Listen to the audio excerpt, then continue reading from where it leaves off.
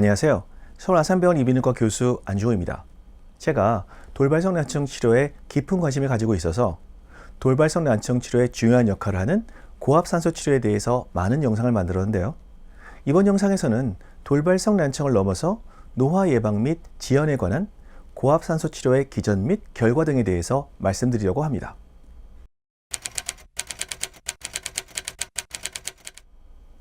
염색체의 양 끝자락에는 텔로미어라고 불리는 반복적인 염기 서열이 있습니다.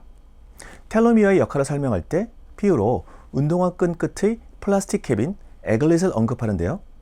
에글릿은 운동화 끈의 섬유가 풀리지 않도록 고정하고 보호하는 역할을 하죠. 마찬가지로 텔로미어는 DNA 복제 과정에서 중요한 유전 정보가 손실되지 않도록 방어하는 방패 역할을 합니다. 또한 염색체끼리 서로 붙거나 엉키지 않게 하여 유전적 변이를 방지합니다.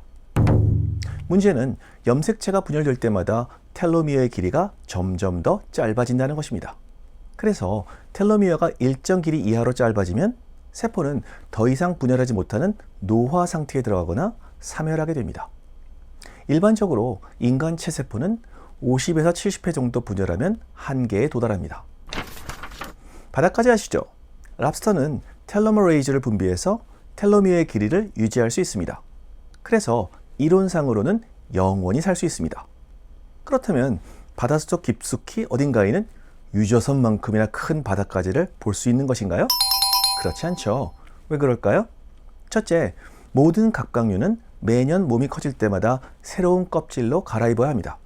그런데 그 껍질이 나이가 들수록 점점 더 두꺼워지죠. 그래서 결국엔 더 이상 새로운 껍질로의 탈피 과정에서 두꺼운 껍질 속에 몸이 끼어버려 탈피에 실패하고 질식해서 죽게 된다고 합니다. 둘째, 너무 맛있어서 엄청 커지기 전에 사람들이 잡아먹어서 그렇습니다. 어쨌거나 우리들은 건강하게 노화를 늦추기 위해서라도 텔로미어가 짧아지는 속도를 줄여야겠죠. 텔로미어가 짧아지는 생활 습관으로는 당연하지만 만성 스트레스, 흡연, 가공식품 섭취, 수면 부족 및 신체 활동 부족입니다. 반면 항산화 성분이 풍부한 식단, 꾸준한 유산소 운동 및 건강한 수면은 텔로미어를 좀 더 오래 보존할 수 있게 해줍니다.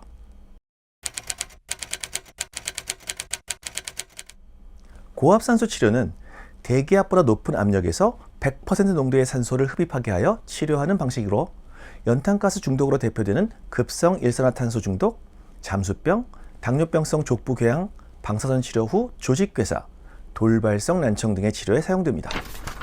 서울 아산병원의 고압산소 치료 프로토콜입니다. 보시는 그래프처럼 처음 10분 동안 가압, 30분 동안 최대 압력에서 100% 산소호흡, 이후 10분 동안 20% 산소호흡의 과정을 거치게 됩니다. 이러한 과정을 통해 체내 산소 농도가 급격히 올라갔다가 다시 정상으로 돌아오는 과정이 반복되는데, 이때 우리 몸은 이를 산소가 부족한 상태로 착각하여 강력한 재생 반응을 일으킨다고 알려져 있습니다. 이를 산소 역설, 옥시진 패러독스라고 하며, 특히 이 과정에서 저산소 유도인자인 HIF-1 알파 생성이 증가하고 결과적으로 줄기세포 증식과 텔로미어 보호 효과를 이끌어낼 수 있게 됩니다. 그렇다면 여기서 HIF-1 알파는 무엇일까요?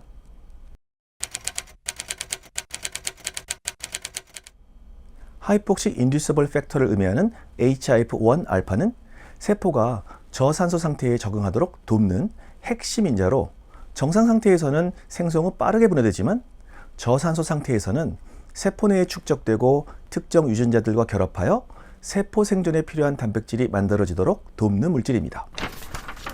HIF-1 알파 동물 실험 논문입니다. 저도 공동 저자로 참여한 2011년 연구인데, 청력을 잃을 정도의 큰 소음에 마우스를 노출시킬 때 미리 체내 HIF-1 알파를 증가시킬 수 있는 약물인 염화 코발트를 전 처치한 다음 청력 변화와 달팽이관의 변화를 확인했습니다. 연구 결과 HIF-1 알파를 증가시키는 약물을 투여한 마우스가 같은 크기의 소음에 노출되었을 때 청력 소실 정도와 달팽이관 내 세포의 생존율이 높았던 것을 확인할 수 있었으며, 결과적으로 HIF-1 알파의 소음성 난청의 예방 및 치료 효과를 증명할 수 있었습니다. 두 번째 논문은 청각 노화 과정에서 HIF-1 알파와 관련한 연구입니다. 제가 주저자로 논문을 작성했는데요. 벌써 20년 전이네요. 이 연구에서 노화성 난청 모델인 DBA 마우스를 대상으로 강력한 항산화제인 알파리포산이 난청의 진행을 억제하고 뇌의 조직의 산화적 손상을 방어할 수 있는지 입증하였습니다. DBA 마우스에서 생후 2주, 4주, 8주 시점부터 알파리포산을 투여하고 청력 검사 및 조직 검사를 시행했는데 생후 2주부터 알파리포산을 복용한 군은 다른 모든 군들에 비해 가장 청력이 잘 보존되었고 4주나 8주째 알파리포산을 복용한 마우스도 아무것도 복용하지 않은 마우스에 비해서는 청력 보존이 되었습니다. 특히 알파리포산 생후 2주 투여군은 달팽이관의 조직에서 HIF-1 알파의 발현이 대조군에 비해 매우 낮게 발현되었는데 HIF-1 알파의 존재 자체가 조직이 저산소증에 빠졌음을 의미하는 지표이기 때문에 매우 의미가 있는 결과였습니다.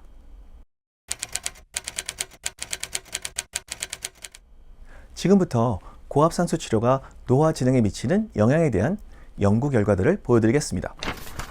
세 번째 논문은 건강한 노인 인구를 대상으로 고압산소 치료가 세포 노화의 핵심 지표인 텔로미어의 길이와 노화세포의 축적에 미치는 영향을 확인한 최초의 연구입니다. 64세 이상의 건강한 성인 35명을 대상으로 3개월 동안 주 5회 총 60회의 고압산소 치료를 시행했는데 이 기압의 압력에서 100% 산소를 90분간 흡입하고 산소 독성을 방지하고 역설적 효과를 극대화하기 위해서 20분마다 5분간의 공기 휴식을 시행했습니다. 그 결과 고압산소 치료 이후 모든 피험자들에서 T세포, NK세포, B세포 등 모든 측정 대상 세포에서 텔로미어의 길이가 20% 이상 증가했고 노화한 T세포 숫자가 37%까지 감소함을 보여주었습니다. 또한 HIF-1 알파 수준이 의미 있게 향상된 것으로 확인되었습니다. 연구를 통해 저자들은 약물 투여 없이 고압산소라는 물리적 자극만으로도 인간의 세포 노화 지표를 의미 있게 역전시킬 수 있음을 증명하였고 고압산소 치료는 생활습관 교정이나 강도 높은 운동보다 훨씬 강력한 항노화 수단이라고 결론 지었습니다. 네 번째 논문입니다. 고압산소 치료가 노화 및 노화 관련 질환에 작용하는 생물학적 기전과 임상적 잠재력을 종합적으로 고찰한 리뷰 논문입니다. 일반적으로 과도한 산소는 산화 스트레스를 유발해 노화를 촉진한다고 알려져 있는데 앞서 말씀드렸던 산소의 역설처럼 적절한 고압산소 치료를 통해 오히려 항노화 효과를 나타낼 수 있습니다. 논문에서 저자들은 고압산소가 노화를 늦추는 기전을 5가지 범주로 정리했는데 혈관 신생 촉진, 면역 조절 및 염증 완화, 항산화 활성 증진, 세포 노화 억제, 그리고 줄기세포 분화 촉진입니다. 고압산소 치료는 전신에 걸쳐 다양한 노화 방지 효과를 나타내는데요. 뇌 혈류량을 증가시켜 주의력, 정보 처리 속도 증가 등 뇌의 인지 기능을 향상시켜 알츠하이머병 등 치매의 치료 가능성을 보여주고 피부의 콜라겐 밀도를 높이고 노화세포를 제거하며 인슐린 민감도 개선을 통해 혈당 조절과 대사 항상성 유지에 기여하고 근육 위축과 골다공증을 예방하고 심장 근육 기능 저하를 예방하고 폐 기능 역시 개선할 수 있다고 합니다.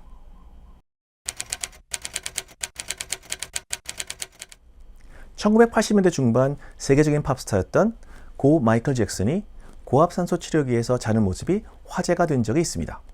저도 그 당시 고압산소 치료기가 뭘까 궁금해하면서 신문 기사를 본 기억이 있는데요. 1984년 펩시 광고 촬영 중 입은 화상 치료 목적으로 고압산소 치료를 받았던 것이었는데 마치 돈 많은 팝스타가 노화 방지와 장수를 위해 사용한다고 과장되어 보도되었죠. 현재에는 특히 많은 운동선수들이 경기 후 빠른 회복과 컨디션 조절을 위해 고압산소 치료기를 사용하고 있습니다. 르브론 제임스 같은 전설적인 농구 선수도 매일 고압산소 치료를 받고 있습니다. 그렇지만 고압산소 치료는 여러 가지 합병증이나 후유증 역시 일으킬 수 있습니다. 대표적으로 압력차로 인한 귀의 통증과 고막 손상, 일시적인 녹내장 악화와 눈앞 흐림 증상이 발생할 수 있죠. 숨참, 흉통이 발생할 수 있고 만약 기흉이 있으면 절대 치료가 불가하며 특히 좁은 공간에 답답하게 갇혀 있으면 폐쇄 공포 증상이 악화될 수도 있습니다. 또한 고농도 산소에 장기간 노출될 경우 오히려 중추신경계 독성이 발생할 수도 있습니다. 이렇듯이 여러 가지 발생할 수도 있는 합병증을 예방할 수 있는 안전한 방법으로 고압산소 치료가 우리들의 건강을 위해서 잘 쓰였으면 좋겠습니다. 현재 우리나라의 보험급여 제도는 80데시벨 이상의 심한 돌발성 난청에서만 고압산소 치료를 급여로 처방할 수 있습니다. 앞으로 심한 정도를 떠나서 모든 돌발성 난청 환자에서 고압산소 치료가 기본적 처방으로 사용될 수 있기를 희망하고 그렇게 되어야 한다고 주장합니다. 감사합니다. 건강하고 잘 듣는 하루 되세요.